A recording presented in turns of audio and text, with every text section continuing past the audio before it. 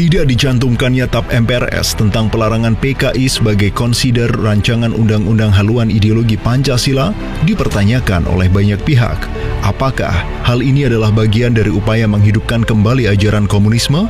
Apakah ini artinya PKI dengan ideologi komunismenya sudah dianggap tidak lagi menjadi ancaman negara? Apakah ini adalah upaya menghilangkan TAP MPRS, pelarangan komunisme dan PKI?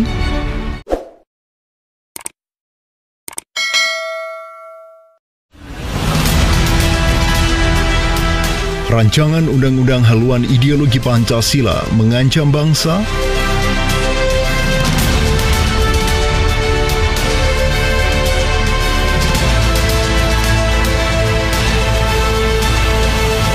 DPR kembali disorot setelah pengesahan Perpu COVID menjadi undang-undang COVID yang kontroversial. Kini, DPR kembali menjadi sorotan publik. Kali ini mengenai rancangan undang-undang haluan ideologi Pancasila atau disingkat dengan RUU HIP.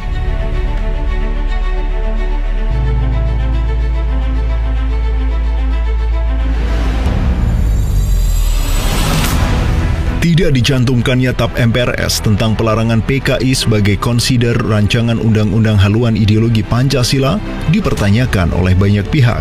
Apakah hal ini adalah bagian dari upaya menghidupkan kembali ajaran komunisme?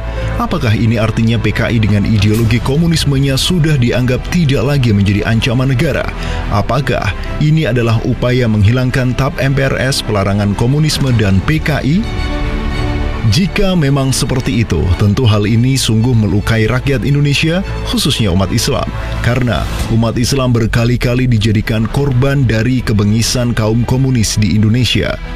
Dari mulai tragedi Madiun tahun 1948 hingga peristiwa di sekitar tahun 1965 menjelang Gestapo, kaum muslimin, khususnya para ulama, kiai, dan santri menjadi target pembunuhan dan penganiayaan. Rancangan undang-undang haluan ideologi Pancasila juga dinilai mengkudeta konstitusi negara ini. Bagaimana tidak? Rancangan undang-undang haluan ideologi Pancasila disejajarkan setara dengan konstitusi negara, yaitu Undang-Undang Dasar 1945. Padahal, secara hierarki, jelas undang-undang berada di bawah konstitusi negara. Lebih parahnya lagi adalah banyaknya pasal-pasal krusial yang menjadi sorotan. Rancangan undang-undang ini sudah terlalu jauh masuk ke dalam ranah keimanan, bahkan melecehkan kekuasaan Tuhan.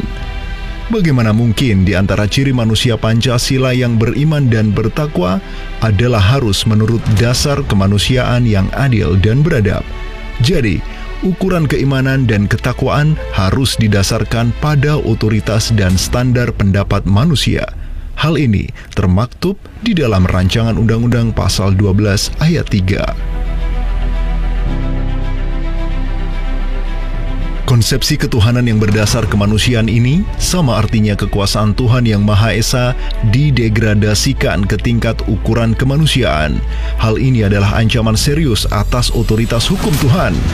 Jika Tuhan saja tak lagi ditakuti, bagaimana negeri ini akan meraih berkah dan terhindar dari berbagai musibah? Lantas, ada apa di balik rancangan undang-undang ini? Di mana posisi agama? Benarkah agama dipinggirkan dan hendak digantikan oleh Pancasila? Dengan kata lain, rancangan undang-undang haluan ideologi Pancasila ini meminggirkan agama dan mengagamakan Pancasila?